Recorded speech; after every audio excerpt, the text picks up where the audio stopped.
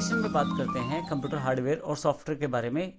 ये एक overview session में पिछली बार दे चुका हूँ, लेकिन अब की बार बारी बारी से हर एक पार्ट को अच्छी तरह से समझते हैं। तो सबसे पहले बात करते हैं, कंप्यूटर में दो पार्ट रहते हैं, कंप्यूटर सॉफ्टवेयर और हार्डवेयर। इस सेशन में हम कंप्यूटर हार्डवेयर की बात करने वाले हैं। कंप्यूटर हार्डवेयर वे इक्विपमेंट्स या वे पार्ट्स हैं जिनको आप सॉफ्टवेयर की मदद से चला सकते हैं। यानी कि आप कोई कमांड दें सॉफ्टवेयर के साथ, तो वो कंप्यूटर हार्डवेयर के साथ मिलकर आपके उस आदेश को पूरा करता है। जितने भी कंप्यूटर हार्डवेयर होते हैं सबका अपना अपना कार्य रहता है, सभी इलेक्ट्रॉनिक पार्ट हैं। बारी बारी से देखते हैं ये कौन कौन से पार्ट्स हैं। सबसे पहले सबसे important part CPU, central processing unit. CPU computer का एक इंपॉर्टेंट पार्ट होता है। सीपीयू का पूरा नाम सेंट्रल प्रोसेसिंग यूनिट है, जिसे प्रोसेसर या सीपीयू भी कहा जाता है। यह कंप्यूटर का दिमाग भी कहलाता है। आप कोई भी कैलकुलेशंस करना चाहते हैं, कोई भी वर्कआउट करना चाहते हैं, कंप्यूटर में कुछ भी इंस्ट्रक्शन देना चाहते हैं, असल में वो सीपीयू के पास ही जाएगी। सभी इनपुट डिवाइसेस अपनी कमांड सीपीयू के पास भेजती हैं, सीपीयू उन पे प्रोसेस करता है और फाइनली सीपीयू उन्हें आगे आउटपुट डिवाइसेस पे भेजता है। यहाँ मैंने सबसे पहले नंबर पे कैबिनेट का फोटो लगाया है। ये जो प्लास्टिक केसिंग आप देखते हैं इसे कैबिनेट कहते हैं। मोस्टली हम नॉर्मल बातचीत में इसे ही सीपीयू कह देते हैं, पर एग्जैक्टली सीपीयू एक चिप है जो आपके कंप्यूटर के अंदर लगी हुई है और वो सीपीयू कुछ इस तरह का दिखाई देता है। मुख्यतः बहुत सारी कंपनियां इसे बनाती हैं, इंटेल या एएमडी, बहुत सारी कंपनियां इसे बनाती हैं। और ये जो सीपीयूज रहते हैं मुख्यतः कंप्यूटर के सभी कार्यों को कंट्रोल करने का काम करते हैं। अगर हम बात करें सीपीयू तक अपनी कमांड पहुंचाने की, तो उसके लिए हमें इनपुट डिवाइसेस का इस्तेमाल करना पड़ता है। इनपुट डिवाइसेस के साथ हम अपनी बात को कंप्यूटर तक पहुंचा सकते हैं। इसके लिए हम काफ़ी सारी डिवाइसेस को प्रयोग कर सकते हैं, जिसमें सबसे पहले डिवाइस है कीबोर्ड। कीबोर्ड एक इनपुट डिवाइस है जिसमें अल्फ़ाबेटिकल कीज़ रहती हैं, न्यूमेरिक कीज़ रहती हैं, सिंबल्स रहते हैं, एरो कीज़ रहती हैं, फंक्शन कीज़ रहती हैं, स्पेशल कीज़ रहती हैं। बहुत सारी कीज़ रहती हैं और इन कीज़ की सहायता से हम कमांड कुछ भी टाइप करें तो वो कंप्यूटर तक पहुंचा सकते हैं। कंप्यूटर उस कमांड को समझता है और फिर उस कमांड के अकॉर्डिंग कार्य करता है। यहाँ मैंने कुछ कीबोर्ड्स के एग्जांपल लिए हैं। यहाँ यदि आप देखें तो आपके पास वायरलेस और वायर बेस्ड दो तरह के कीबोर्ड अवेलेबल रहते हैं। इसके पश्चात अगली जो इनपुट डिवाइस है वो माउस है। माउस तीन तरह का माउस आता है, मैकेनिकल, कॉर्डलेस और ऑप्टिकल। माउस में मुख्यतः तीन बटन रहते हैं, लेफ्ट बटन, राइट बटन और स्क्रॉल बटन। तो आपके पास जो माउस रहता है, ये जो मैंने यहाँ जो पिक्चर एक ग्राफिक के रूप में दिखाई है, ये बहुत पुराने माउस, जब शुरुआत में कंप्यूटर आया था तो बहुत पुराने माउस हैं जो मैकेनिकल माउस कहलाते हैं। मैकेनिकल माउस जिनमें बॉल्स लगी रहती हैं। जब आप माउस को घुमाते हैं मैकेनिकल माउस को, तो उसके अंदर एक बॉल अवेलेबल रहती है। बॉल को आगे की तरफ घुमाने पर वो अलग तरह का एक सिग्नल क्रिएट करती है, पीछे की तरफ घुमाने पे अलग तरह से वो बिहेव करती है। असल में बॉल एक मैकेनिकल पार्ट है, उसके साथ जुड़ा हुआ इलेक्ट्रॉनिक सर्किट उसको सेंस करता है कि बॉल किस दिशा में घूम रही है। जिस दिशा में वो घूमती है उसी दिशा में आपके जो कंप्यूटर स्क्रीन पे बना हुआ एरो घूमता है। तो इस तरह से मैकेनिकल माउस इसलिए कहते हैं क्योंकि जो बॉल है वो एक मैकेनिकल पार्ट है और जब वो घूमता है तो कहीं ना कहीं वो इलेक्ट्रॉनिक पार्ट के साथ मिलकर इलेक्ट्रॉनिक सिग्नल क्रिएट करता है जो कंप्यूटर तक आपकी इनपुट को पहुंचाता है।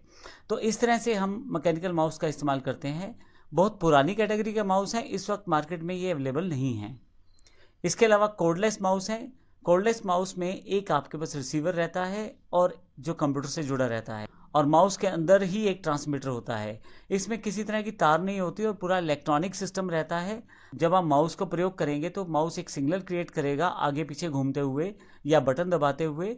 वो सिग्नल कंप्यूटर में लगा हुआ ट्रांसमीटर प्राप्त करेगा और वो ट्रांसमीटर के साथ आप कंप्यूटर को इनपुट दे पाते हैं। असल में आप माउस को उसी तरह से प्रयोग करते हैं जैसे सिंपल माउस प्रयोग करते हैं, लेकिन बस इसका जो प्रारूप बना हुआ है वो कोडलेस बना हुआ है, उसमें किसी भी तरह की तार का इस्तेमाल नहीं हो रहा।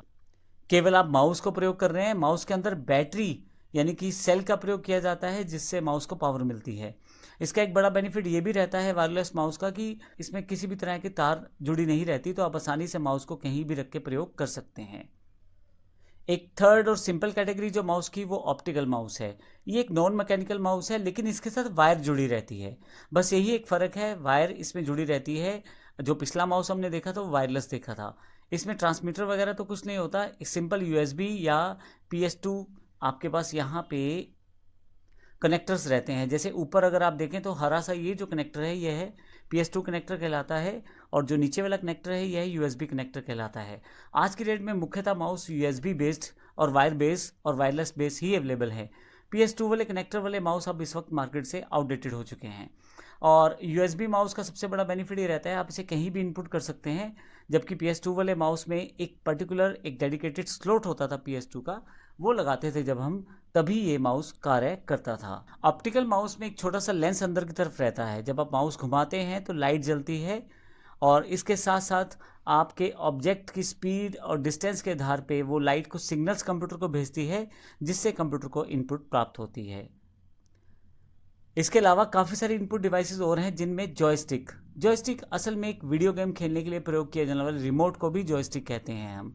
आप जो सिग्नल आप उसे देंगे कंप्यूटर उसे एक्सेप्ट करेगा, और उस तरह के सॉफ्टवेयर जो उससे जुड़ा हुआ है वहाँ पे उस तरह से परफॉर्म करेगा। इसी तरह से एक स्कैनर इनपुट डिवाइस है। जब आप कंप्यूटर में किसी पेज को या किसी रिटर्न मटेरियल को या किसी शेप को स्कैन कर दें तो उसका एक इमेज बनकर कंप्यूटर में आ जाता है, और इसके लिए कोई इन्फॉर्मेशन टाइप नहीं करनी पड़ती बल्कि स्कैन करना पड़ता है।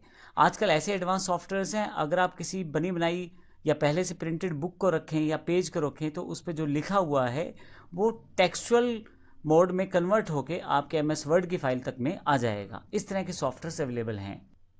इसका अर्थ ये हुआ कि अगर आपके पास, मान लीजिए एग्जांपल के लिए, कोई लेटर पहले से टाइप है और आप उसको अभी टाइप नहीं करना चाहते तो स्कैनर पे रखें, स्कैन करें, पर्टिकुलर सॉफ्टवेयर्स आते हैं, उनके साथ वो जो स्कैन किया हुआ इमेज है वो टेक्स्ट में कन्वर्ट हो जाएगा, और अब आप उसे MS वर्ड में इंपोर्ट करके टाइप या एडिट कर सकते हैं। तो इस तरह से स्कैनर का प्रयोग हम करते हैं। इसके पश्चात नेक्स्ट जो पार्ट है इनपुट डिवाइसेस में, नेक्स्ट जो एग्जाम्पल है वो बार कोड रीडर का है।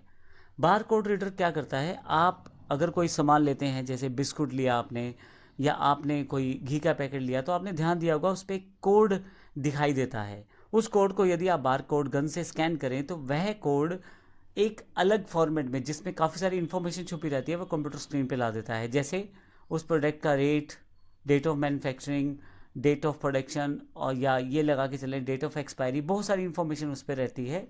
वो सारी की सारी इन्फॉर्मेशन उस बार कोड रीडर गन से उसे रीड कर लिया जाता है और उसे कंप्यूटर के पास भेजा जाता है। तो असल में यह भी एक इनपुट रहती है कंप्यूटर के लिए। इसमें मुख्यतः इनका प्रयोग जो शॉपिंग मॉल्स हैं या जो बड़ी बड़ी दुकानें हैं उन पे किया जाता है। प्रोडक्ट बहुत सारे होने पे बिलिंग ये बड़ी आसानी से कर देता है।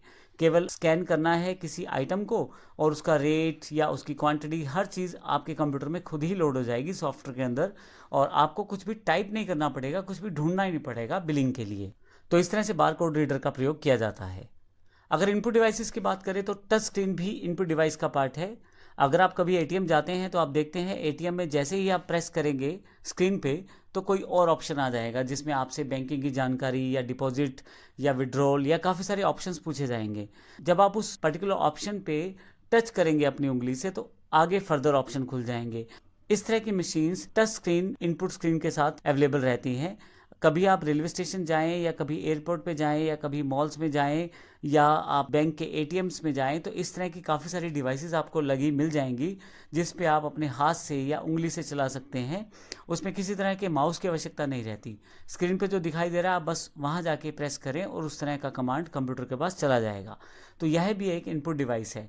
मान लीजिए आप एक ATM पे खड़े हैं और आप पैसा निकालना चाहते हैं तो आपको बैंकिंग सेलेक्ट करना है, फिर विड्रॉल सेलेक्ट करना है। विड्रॉल सेलेक्ट करते ही आपसे इनपुट जानकारी मांगी जाएगी पिन कोड की। उसके लिए न्यूमेरिक अपने आप ऊपर आ जाएंगे स्क्रीन के। जब आप उन न्यूमेरिक्स को दबाएंगे तो आपका पिन कोड जाना जाएगा, फिर आपसे अमाउंट भरवाया जाएगा। ये सारा का सारा कार्य टच स्क्रीन करवाएगी और अलग अलग तरह के ऑप्शंस देके आप जो जो ऑप्शन दबाते चले जाएंगे उस तरह की कमांड कंप्यूटर तक पहुंचती चली जाएगी और कंप्यूटर उस तरह से बिहेव करेगा। तो यह एक हमारा टच स्क्रीन इनपुट डिवाइस का एक एग्जाम्पल है। तो इस सेशन में हमने कंप्यूटर हार्डवेयर की जानकारी ली है, CPU की जानकारी ली है और हमने इनपुट डिवाइसेस की जानकारी ली है। अगले सेक्शन में हम आउटपुट डिवाइसेस की जानकारी लेंगे। धन्यवाद।